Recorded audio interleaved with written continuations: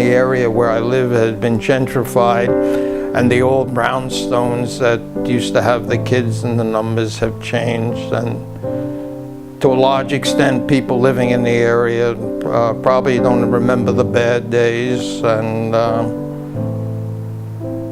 and people are less concerned about what was going on than they are in real estate values, etc. I thought community should be an extension of family, as well as the schools should be community schools that basically take the family, the education, the citizenship, the foreigners, the non-speaking, and make it a center. As far as teaching is concerned, if you're working in a urban environment, there's one thing you have to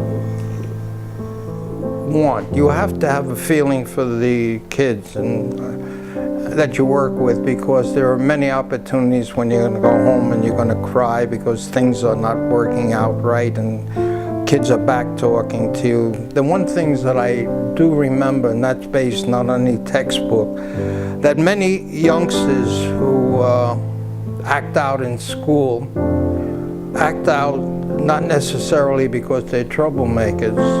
They sometimes act out because they rather be called a troublemaker than stupid. And I realized even in some of the most serious cases, and when I dealt with guidance, I found that the kid basically couldn't read or couldn't write. And so I started to do my own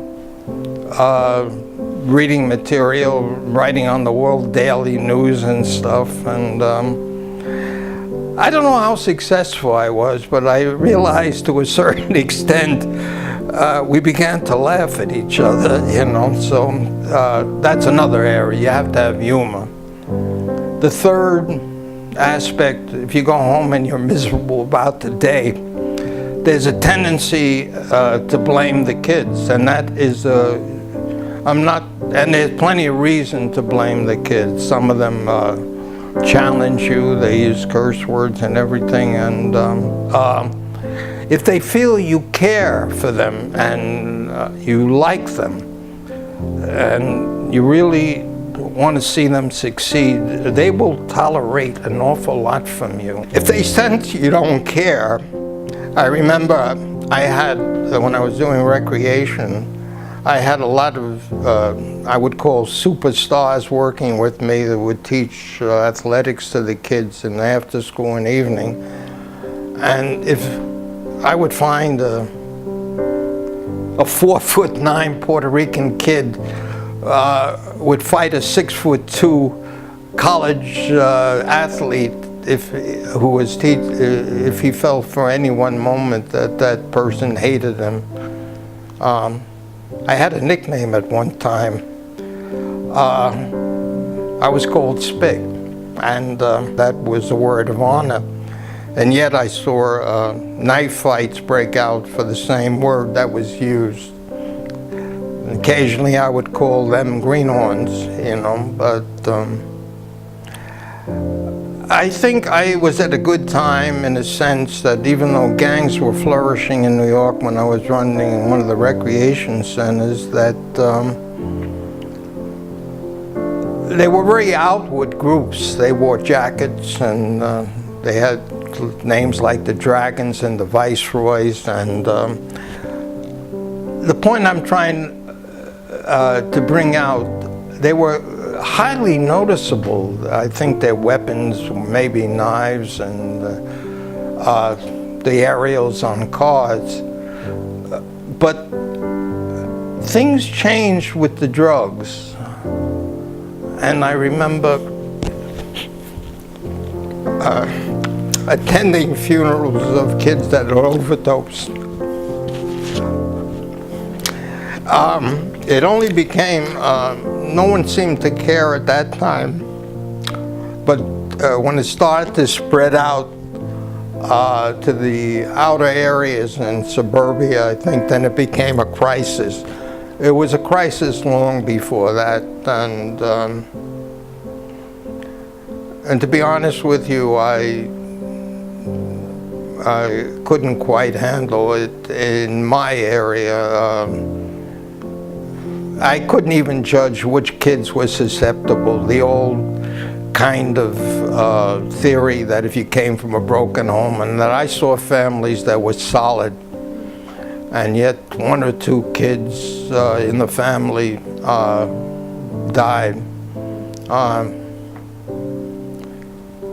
I had kids come over to my house, and I didn't normally approve of that, and asked them. They asked me to turn them into the police.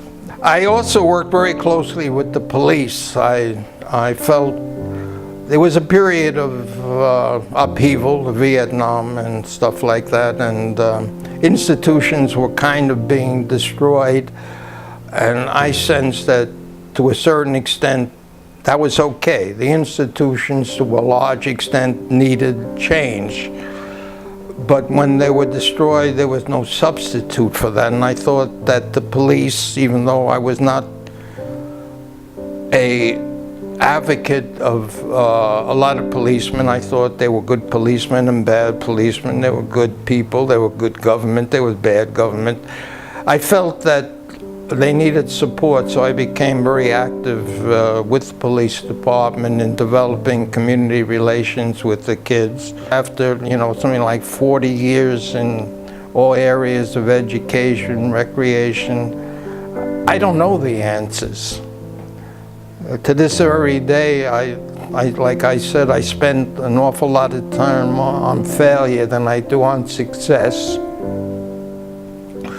And what did I do wrong, or what could I have done better, and maybe this could work.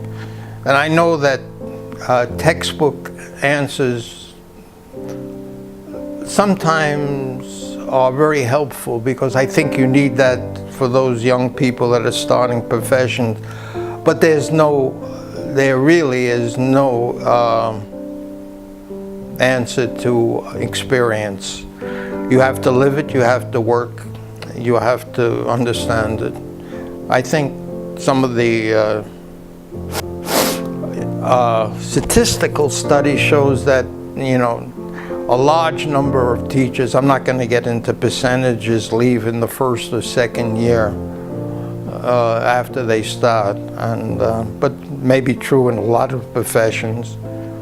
And my wife used to say to young actresses, you have to love it, and you have to follow your dream.